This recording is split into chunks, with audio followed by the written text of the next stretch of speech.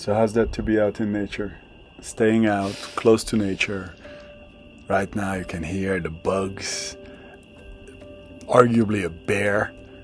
Well, it's funny because we just put our little kids to sleep, and usually we have a white noise app, and we always play them crickets chirping. And I'm like, we don't need it here because we have actual crickets chirping very loudly outside. Yeah, we don't have a white noise for bears nor coyotes. I would love to pretend that that was a bear, but it was a car. There are cars around as well. But literally, without a miss, every single day, at one point we hear the coyotes howl right beside our house or a little distance, but they're around constantly.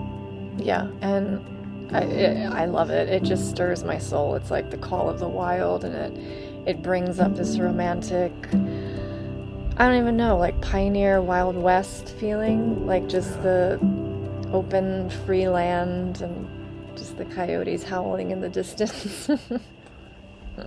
Yeah, so does it make you want to move permanently to a place where there's more accessible nature? Because in Los Angeles we have a lot of nature, let's not misunderstand. Yeah. So Los Angeles has a lot of nature, but not at your footstep, right? Not at the doorstep, or how do they call it? It's doorstep, right?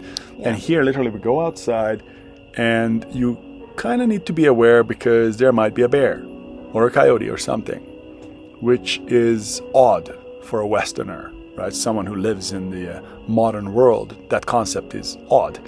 We welcome it. I welcome it. I go out of my way to the other side of the world to experience stuff like this. But it's nice to have it at home. It really is nice. It is nice. You asked me if I'm ready to move out here permanently. Yes. I can't say permanently yet, but spending a lot of time here would be really nice. So that's a partial win. How do you feel about nature?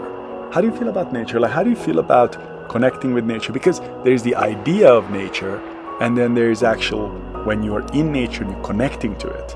You know, I like to go naughty with it and go barefoot, so you literally, you have your feet as a conduit connecting you to nature directly. But did you say you go naughty with it? Yeah, I'm going all the way with it. Let's put it that way. So nature connection I think is superbly important. It's so much easier to care about something that you're surrounded with constantly. When you live in the middle of New York City, I used to live in New York. I lived there for 10 years. And it's much more difficult to think about nature-related subjects when you literally have no nature around you. On the other hand, here, all you can do is think about nature and nature conservation, at least myself, right? So, any kind of thoughts on that? Well, you know, I mean, where we are, it's not exactly in the middle of nowhere, which is good for me. Like, I feel like if I would describe the way I am in nature, it would be like the word glamping, even though we're not camping, but like, that's kind of that's the furthest I'll go. Like a nice cozy house in the woods, close to a little town. That makes me happy.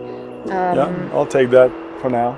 Yeah, so... Give you another 14 years. As far as... it did make... The other day I was thinking to myself about how this would make you way more conscious about how you treat the planet.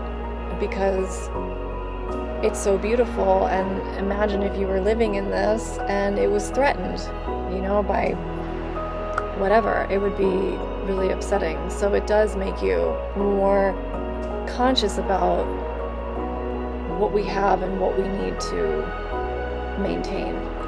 Yeah, and I actually have an idea. There's a lot of activists who are trying to protect nature. And those activists oftentimes, when they deal with politicians who enable large companies to use nature in a way that is not sustainable, I think what I would recommend is try to grab those politicians somehow, and help them to actually be out in nature. Because you cannot, I disagree completely with those politicians who do not support everything in terms of nature conservation. But at the same token, I understand if you're not connected to something, if you have not been out in nature for 3-4 decades, which I'm sure many politicians are like that, unfortunately, it's very hard to care about it. And money talks, and it's easy to justify sacrificing nature for the sake of maybe helping financially certain industries that potentially can help people, right?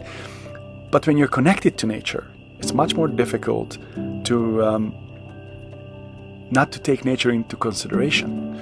But if you're not connected to nature, you don't have a shot. A Native American healer taught me this, that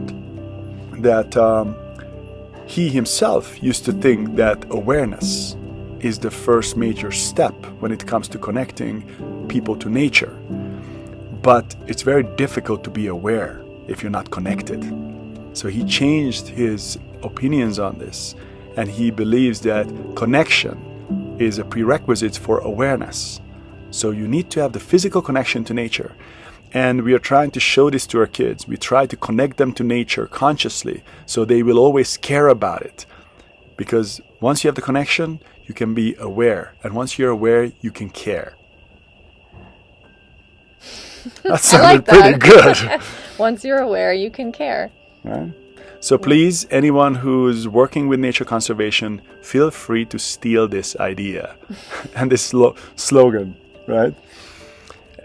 Anyhow, guys, thank you so much for watching. If you have any ideas, anything about this subject, please share it with us. We'd be very curious to hear about your ways of supporting nature conservation and your ideas about nature conservation. What do you do, even as an individual, to connect to nature more? Anyhow, thank you for watching. Please press like if this made sense to you. Subscribe if you haven't. What else is there to do? Oh, just that's that. Keep watching. Keep watching. Keep watching. Thanks, guys. Ciao. Bye.